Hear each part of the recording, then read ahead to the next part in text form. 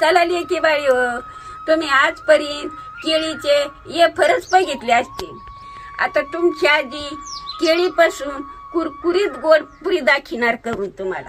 त्याला काय काय सामान लागत ये बघायला.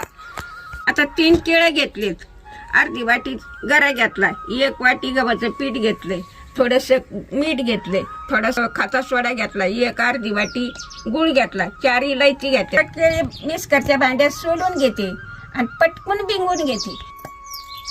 आता पाणी नाही घालताना मिक्सरत बिंगून घेतलंय. आता हे वाटीभर गुळे हे केळीमध्ये भिजू घालते, मग मस्तपैकी भिजून निघेल.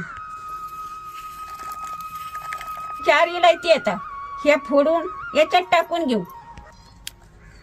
की बाई हो, गव्हाचं पीठ आणि रवा टाकून घेऊ. आता सोडा थोडा टाकून घेऊ. चवीला थोडंसं नमक टाकून घेऊ.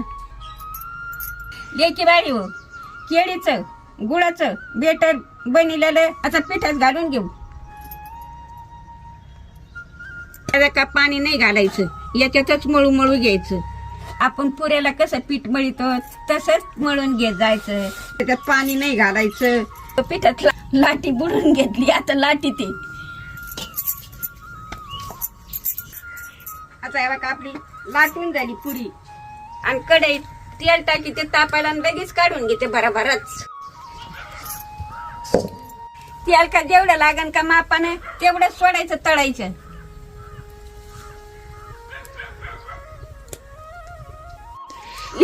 लेकी बाई हो, आता लय गरम तेल झाले, लय तापलंय गोडवणी. आता झटपट मी तळून घेते का लगेच काढून घेते. ह्या बघा